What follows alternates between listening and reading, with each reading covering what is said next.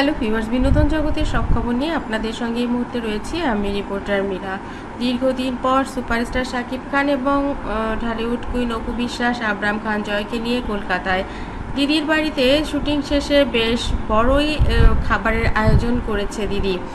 সেখানে কলকাতাতে সিনেমার শুটিং করছিলেন সুপারস্টার শাকিব খান, ঢালিউড কুইন অপু বিশ্বাস এবং আবরাম খান জয় ছিলেন রিল্যাক্স মোডে। তারা সেখানে ঘুরতে গিয়েছিলেন যেহেতু শাকিব কলকাতায় রয়েছে। শাকিব খানের যাবার কথা শুনে অপুর দিদি আগে থেকেই দাওয়াত করেছিল যে এবার যেহেতু শাকিব আসবে তোরা দুজনও চলে আয়, কারণ তুই তো নভেম্বর থেকে আবার কাজে ব্যস্ত হয়ে যাবি, জয়েরও স্কুল খুলে যাবে, একদমই সময় করতে পারবি না, তাহলে এই কটা দিন থেকে যা।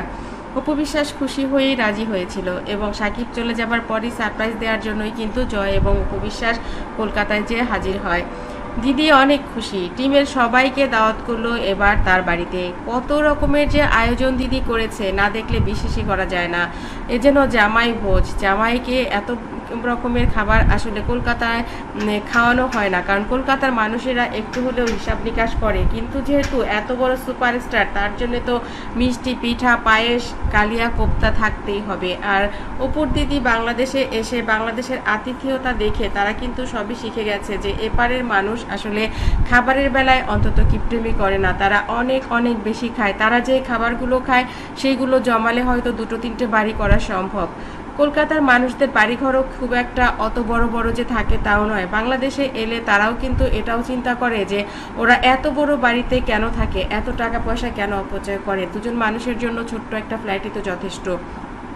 কিন্তু বাঙালির স্বভাব অনেক বনেদি, তারা সেই বড় বড় বাড়ি, বড় বড় ঘর, বড় বড় ফ্ল্যাটে থেকে অভ্যাস, তারা কখনোই আর ছোট্ট জায়গায় যে দম বন্ধ করা পরিবেশে বাঁচতে পারে না। আর তাই তো যখন কলকাতার তারা বাংলাদেশে আসে, বাংলাদেশের অতিথিয়তায় তারা আসলে অনেক বেশি মুগ্ধ হয়। বলা হয় যে কলকাতার মানুষেরা কিপটা, তা নয়, ওরা হচ্ছে সাশ্রয়ী, মিতব্যয়ী। ওরা ওদের যতটুকু না অপচয় করলে চলে ওরা ততটুকুই করে থাকে। কিন্তু বাংলাদেশের মানুষ হচ্ছে ঘি ঢেলে খাওয়া মানুষ, তারা ইচ্ছে করলেও চেপে চেপে খেতে পারে না, ইচ্ছে করলেও কম করে কিছু করতে পারে না। তাদের মনটা যেমন বড়, তাদের কাজকর্ম সেরকম বিশাল। আর তাই তো অপুর দিদিও চেষ্টা করেছে, জয় এবং শাকিব অপুকে নিয়ে বিশাল বড় একটা নিমন্ত্রণের ব্যবস্থা করেছে এবং এই আতিথেয়তা পেয়ে শাকিব খান অনেক বেশি খুশি।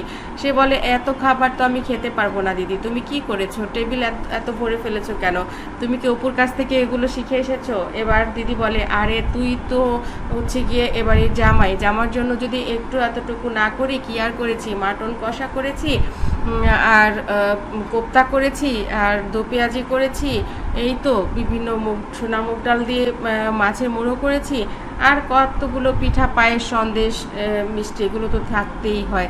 বন্ধুরা আসলে অনেক রকমের আইটেমই করে ফেলেছে দিদি, প্রায় 50 রকমের আইটেম, যা টেবিল সাজিয়ে দিয়েছে। দিদির কাছ থেকে এত আপ্যায়ন পেয়ে শাকিব খান এবার অনেক বেশি খুশি, আর অপু বিশ্বাস তো আরও বেশি খুশি যে দিদি তার জামাইকে এবার অনেক বেশি সম্মান দিয়েছে। বন্ধুরা আপনাদের কাছে শাকিব খান এবং অপু বিশ্বাসের এই পরিবার এবং পারিবারিক জীবন কেমন লাগে অবশ্যই কমেন্ট করতে ভুলবেন না। আমার চ্যানেলটি যারা ইতিপূর্বে সাবস্ক্রাইব করেছেন তাদেরকে অনেক ধন্যবাদ, যারা এখনো করেননি সব খবর সবার আগে পেতে সাবস্ক্রাইব করে বেল আইকনে ক্লিক করলে আপনাদের কাছে পৌঁছে যাবে বিনোদন জগতের সব খবর সবার আগে।